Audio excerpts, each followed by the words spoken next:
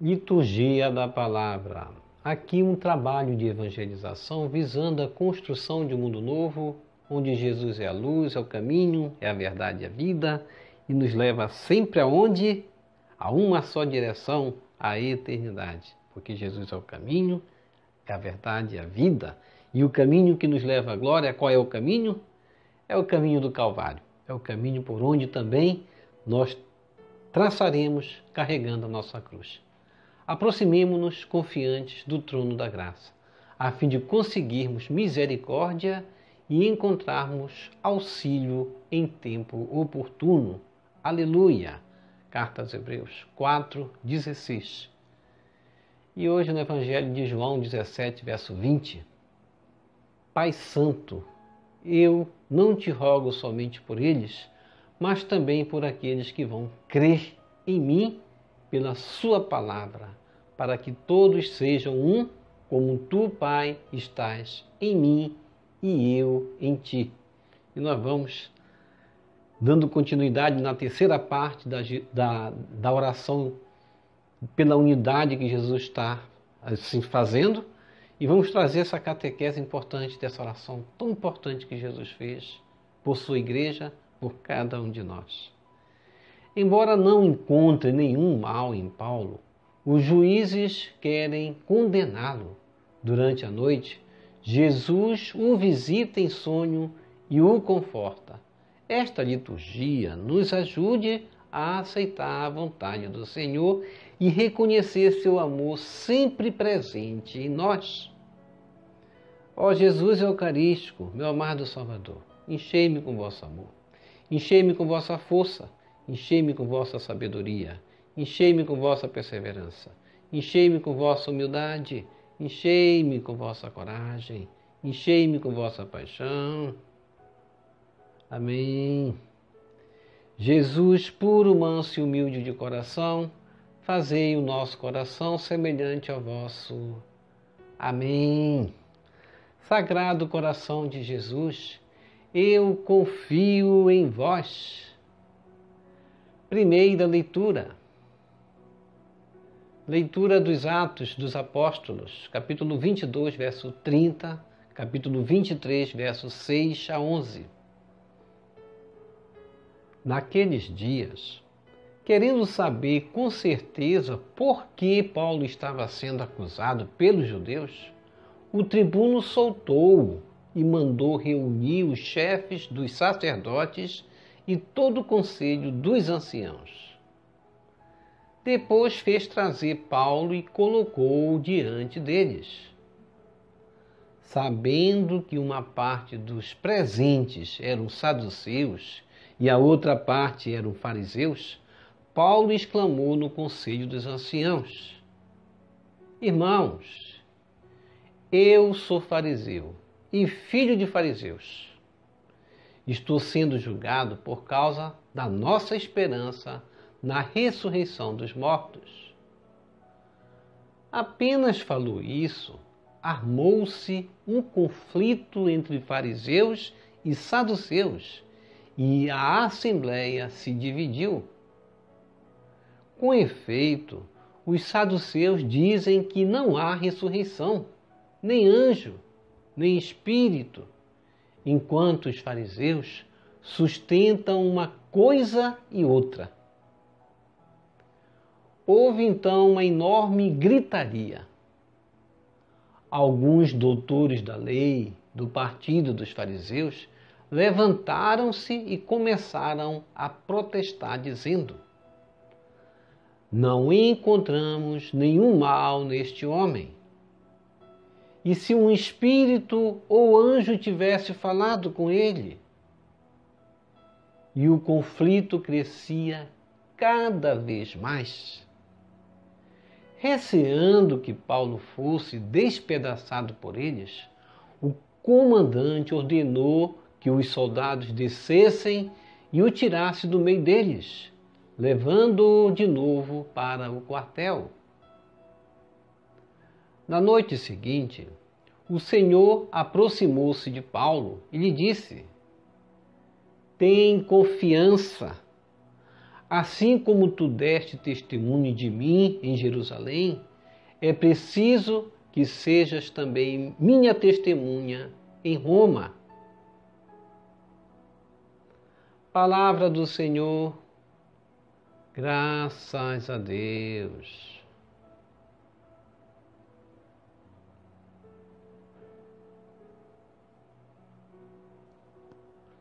Salmo responsorial, Salmo 15. Guardai-me, ó Deus, porque em vós me refugio. Reze comigo. Guardai-me, ó Deus, porque em vós me refugio. Guardai-me, ó Deus, porque em vós me refugio. Digo ao Senhor, somente vós sois meu Senhor. Ó Senhor, sois minha herança e minha taça. Meu destino está seguro em vossas mãos. Reze comigo. Guardai-me, ó Deus, porque em vós me refugio. Eu bendigo o Senhor que me aconselha, e até de noite me adverte o coração. Tenho sempre o Senhor ante meus olhos, pois, se o tenho a meu lado, não vacilo. Reze comigo. Guardai-me, ó Deus, porque em vós me refugio. Eis porque meu coração está em festa, minha alma rejubila de alegria, e até meu corpo no repouso está tranquilo, pois não haveis de me deixar entregue à morte, nem vosso amigo conhecer a corrupção. Reze comigo. Guardai-me, ó Deus, porque em vós me refugio. Vós me ensinais vosso caminho para a vida. Junto a vós, felicidade sem limites, delícia eterna e alegria ao vosso lado. Reze comigo. Guardai-me, ó Deus, porque em vós me refugio.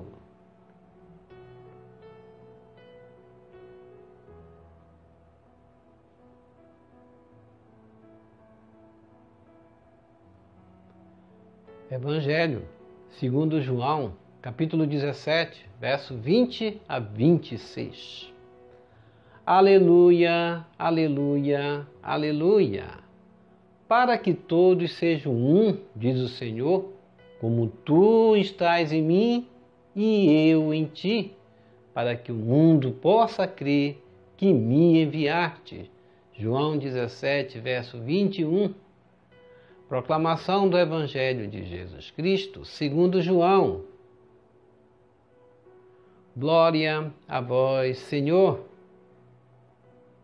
Naquele tempo, Jesus ergueu os olhos ao céu e rezou dizendo: Pai Santo, eu não te rogo somente por eles, mas também por aqueles que vão crer em mim pela sua palavra, para que todos sejam um, como tu, Pai, estás em mim e eu em ti, e para que eles estejam em nós, a fim de que o mundo creia que tu me enviaste.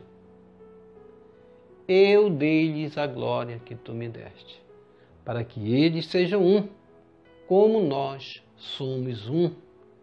Eu neles e tu em mim, para que assim eles cheguem à unidade perfeita e o mundo reconheça que tu me enviaste e os amaste como me amaste a mim. Pai, aqueles que me deste, quero que estejam comigo onde eu estiver, para que eles contemplem a minha glória, glória que tu me deste, porque me amaste antes da fundação do universo. Pai justo, o mundo não te conheceu, mas eu te conheci, e estes também conheceram que tu me enviaste. Eu lhes fiz conhecer o teu nome e o tornarei conhecido ainda mais, para que o amor com que me amaste esteja neles e eu mesmo esteja neles. Palavra da salvação, glória a vós, Senhor. Que as palavras do Santo Evangelho nos purifique e nos perdoe de todos os nossos pecados.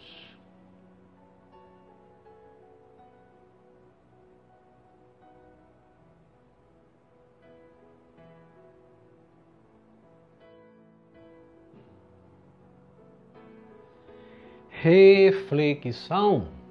Pai Santo, não te rogo somente por eles, mas também por aqueles que vão crer em mim pela sua palavra. Jesus não rogou somente pelos seus, mas rogou por você, por mim, por nós. Como ele vai dizer, por aqueles que vão crer em mim pela sua palavra. Em João 17:20, Jesus já estava a rezar por nós, por aqueles que vão crer. E nós somos esses que Jesus Cristo esperava que crescem em sua palavra. Nós cremos. Temos essa missão de acreditar e levar essa missão adiante, de evangelizar para que outros também venham crer e possamos rezar junto com Jesus.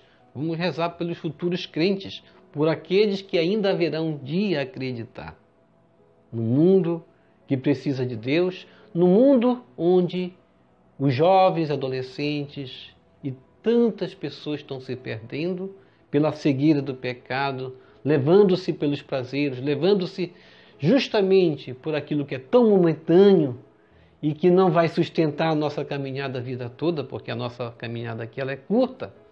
A maior parte ainda temos para caminhar, que é após a morte. E muitos não enxergam essa caminhada após a morte, após essa vida. E na terceira e última parte desta oração, que nós vimos agora, Jesus reza por todos aqueles que vão aderir ao seu projeto, aderir à sua palavra, vão abraçar o Evangelho como Paulo abraçou, como nós vimos na leitura aí. E muito interessante, porque nesses tempos que estamos justamente rezando, fazendo a catequese da oração sacerdotal de Jesus, nós vamos contemplando a missão de Paulo. Paulo abraçou a missão na unidade, ele abraçou a unidade, ele abraçou de uma certa forma a unidade da igreja, que não dava um passo sequer sem ouvir aqueles que eram e estavam como discípulos de Jesus na sua caminhada. Nessa oração, o mestre insiste no tema da unidade dos cristãos. É pela unidade que nos reconheceremos como cristãos. O que nos identifica com Cristo é esse amor fraterno. Esse amor fraterno que nos une cada dia mais, sem preconceitos, sem discriminação, vivenciando os sinais do reino ante a proposta do antirreino, que é de dividir, de separar, que são justamente os sinais das trevas. João 17, verso 24, Pai, aqueles que me deste, quero que estejam comigo onde eu estiver, para que eles contemplem a minha glória. Glória que tu me deste, porque me amaste antes da fundação do universo. Jesus quer que nós estejamos na sua glória.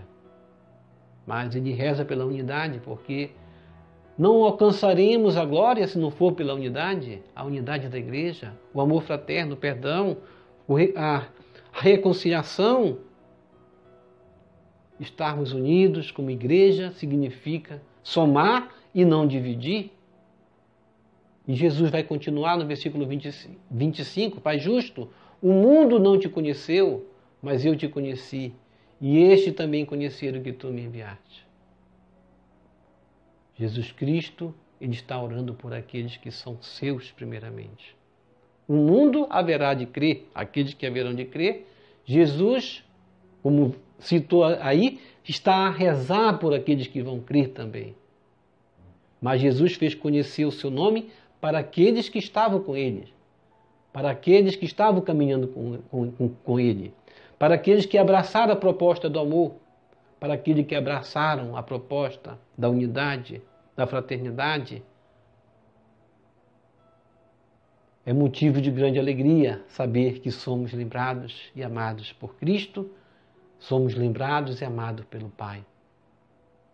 Por isso, como nós falamos aqui, no Salmo responsorial, Salmo 15, diga ao Senhor, somente vós sois meu Senhor.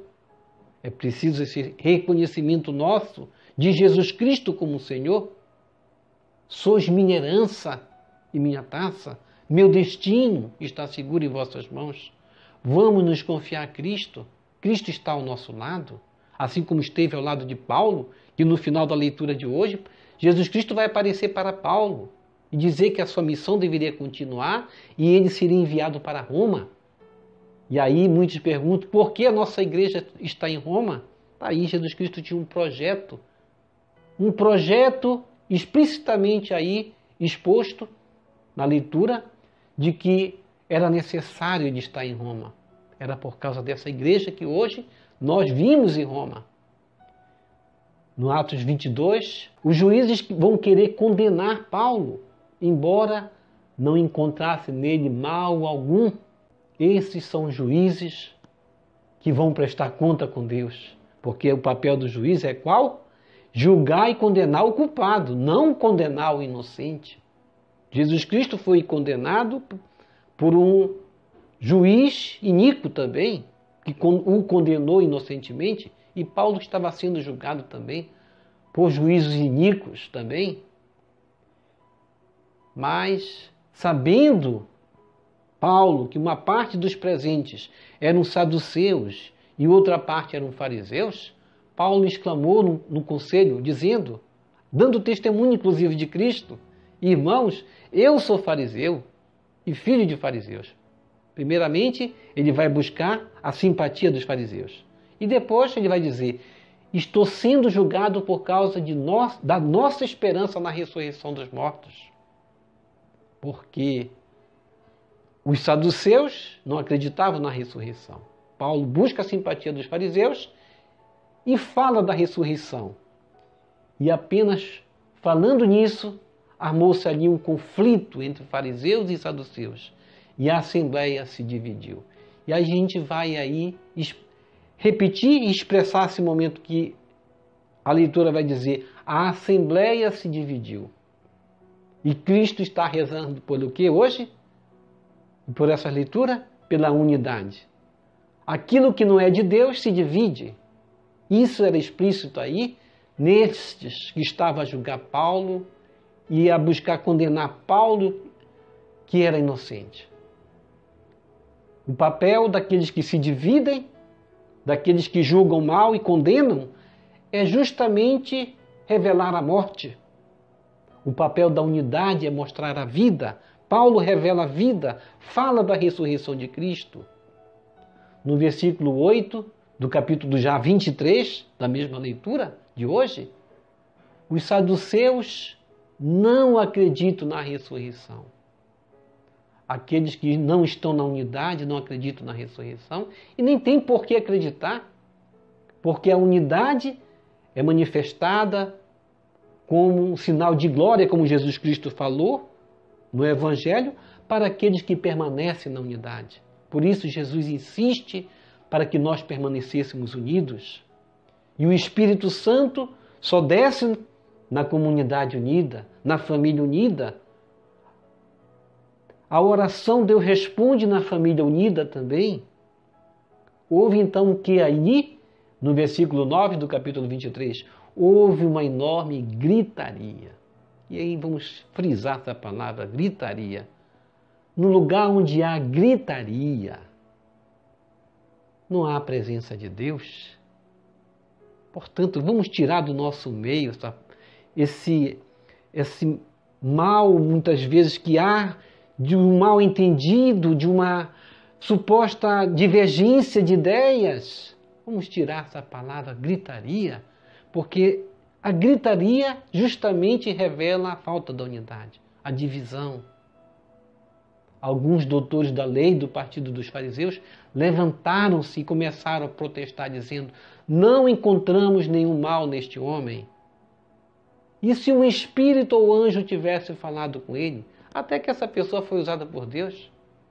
Porque Paulo dava testemunho de que ele falava com Jesus, de que ele ouviu Jesus. Ele viu Jesus, ele dava um testemunho da verdade, desse Cristo que rezou pela unidade, e esse Cristo permanecia com ele. E o conflito crescia cada vez mais. Quando não há unidade, o que acontece? Há o cisma, que nós chamamos, a separação, a divisão. Por isso rezemos muito pela nossa igreja, receando até que o pior venha acontecer, como aconteceu nesse grupo que se dividiu. Porque quando há divisão que acontece, até o comandante ordenou que os soldados tirassem Paulo dali, que ele poderia ser despedaçado. É o sinal da morte. A divisão é o sinal da morte e devemos levar em consideração a vida. E o sinal da vida é a unidade. No versículo 11, na noite seguinte, o Senhor aproximou-se de Paulo e lhe disse: tem confiança, assim como tu me deste testemunho de mim, é preciso que sejas também minha testemunha em Roma. Olha aí, cidade de Roma. Por que a igreja está em Roma? Paulo, ele vai ser conduzido a Roma e Cristo falou para ele que ele teria uma missão em Roma. E a missão de Paulo em Roma, como coluna da igreja que foi com Pedro, era fundar essa igreja que temos lá há mais de 2000 anos. Jesus reza por todos aqueles que vão aderir. E o nosso projeto é justamente abraçar com alegria esse projeto de unidade de Jesus, que quer nos unir numa só igreja, essa igreja de Roma, justamente. Permanecer fiel a essa igreja é sinal de fidelidade. Deixar de amar essa igreja e se afastar dessa igreja é sinal de infidelidade, é sinal de traição. Seremos lembrados por Cristo se continuarmos na unidade. Esta liturgia, portanto, de hoje nos ajude a aceitar a vontade do Senhor em nós e reconhecer o seu amor sempre presente em nós. Em meio às dificuldades, não vamos nos desanimar. No mundo que está aí em meio às trevas, muitos estão a se suicidar, preocupados com as contas, preocupados com os pagamentos que têm que fazer. Se as contas não estão dando, vamos nos animar, nos alegrar, porque Deus cuida de nós. Vamos fazer a oração estar presente na nossa vida, porque Jesus Cristo está bem perto de nós, assim como na aparição que ele teve para Paulo, estava junto de Paulo, orientando a Paulo, ele quer também nos orientar. Ó Mestre, rezar-te ao Pai por teus discípulos de outrora e também por nós, para que formemos uma grande família unida ao Pai, a Ti e entre nós, pelo Espírito. Em nosso favor também, pediste ao Pai: eu quero que aquele que Tu me deste esteja comigo onde eu estiver. Obrigado, Senhor. Amém. Vamos receber Jesus presente na Eucaristia de forma espiritual, rezando a oração Hóstia Celestial. Ó hóstia celestial, enche o meu corpo com o alimento de que necessito, preenche minha alma com a presença divina de Jesus Cristo, dai-me a graça de cumprir a santa vontade de Deus, enche-me com a paz e a calma que vem da vossa santa presença, nunca me deixe duvidar da vossa presença na Eucaristia, ajude-me a aceitá-lo em corpo e alma, e que pela santa Eucaristia as graças derramadas sobre mim ajude-me a proclamar a glória de nosso Senhor Jesus Cristo. Purifica meu coração quando eu receber o grande dom da Sagrada Eucaristia, que a minha alma se abra e se santifique. Concede-me as graças e favores que concedes para todos os filhos de Deus e concede-me a imunidade do fogo do purgatório. Amém. Amém. E amém.